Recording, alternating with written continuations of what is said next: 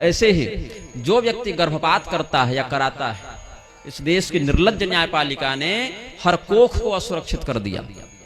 इस विश्व का सबसे सुरक्षित स्थान किसी भी बालक के लिए क्या हो सकता है? माता का गर्भ।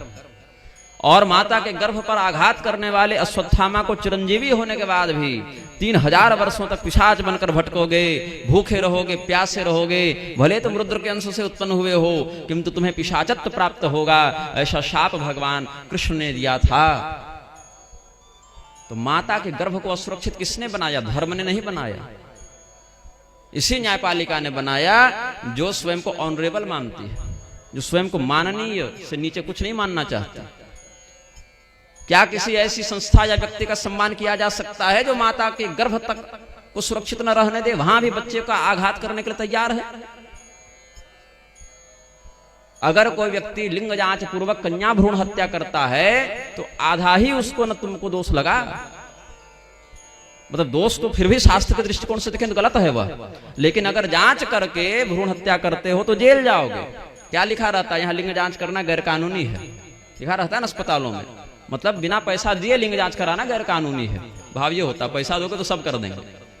थोड़ा बिटवीन द लाइन्स भी समझना पड़ता है कि गैर कानूनी है, लेकिन पर्याप्त धन मिलने पर तो मनुष्य बहुत नीचता पर उतर जाता है।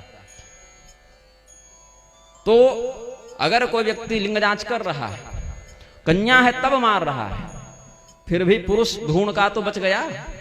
इन्होंने तो बिना लिंग जांच के ही मारने का आदेश दे दिया, तो दुगना हो गया कि नहीं? वह दोनों की संभावना बढ़ गई ना।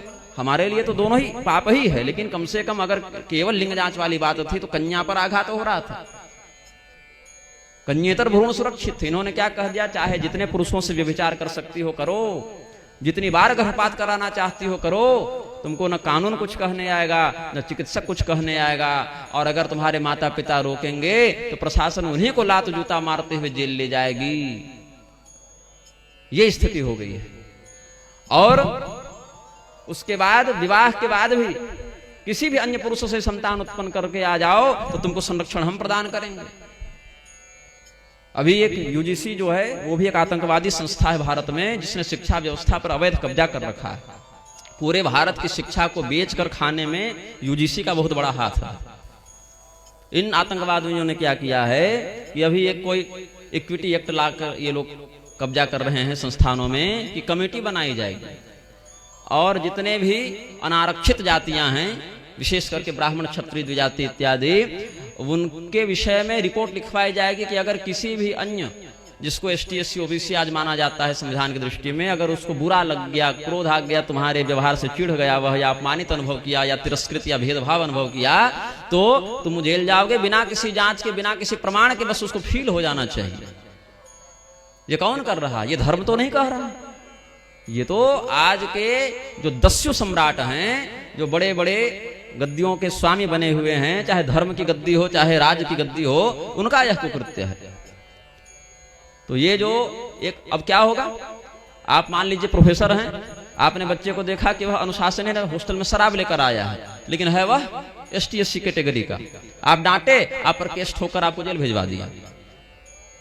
या आपकी बेटी कॉलेज पढ़ने गई है, आपकी बेटी पर कुदृष्टि कर दी उसने, और उसके बाद अगर आपकी पुत्री ने उसके प्रस्ताव को ठुकरा दिया तो उसको भी विभिन्न प्रकार के अनैतिक कानूनों में फंसाकर जेल भेज देगा।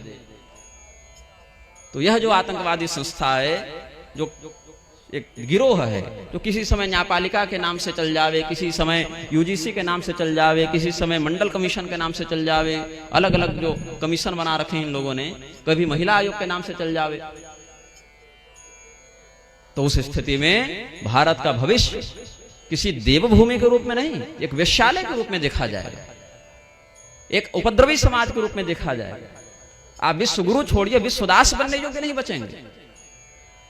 तो यहां पर क्या वर्णन है? किस रोग का पूर्व संबंध किस पाप से होता है, किस पाप के परिणाम स्वरूप कौन सा दंड प्राप्त होता है। तो गर्भपात के विषय में हम बता रहे थे, जलोदरो या तो जन्म गर्भपाति न मादरा। अरे बहुत सम्मान के साथ, आदर पूर्वक उस व्यक्ति को जलोदर होता है, मतलब बहुत व्यवस्थित पद्धति से उसको जलोदर होता है जो व्यक्ति गर्भपात करता है। तो गर्भपात जो करे उसमें कौन कौन होते हैं? गर्भपात करने वाली स्त्री कराने वाला या उसका समर्थन करने वाला चिकित्सक तो है नहीं, वो तो हत्यारा है। वो चिकित्सा क्या कर रहा है, वो तो हत्यारा है, वो हत्यारा। और समर्थन करने वाला, उस हत्या में जो औजार हथियार ला कर दे, वो सभी लोग उसमें समान दोषी होते हैं। अनुमंता दोष, सहयोग भाव रखने वाले सभी उसमें दोषी होते हैं।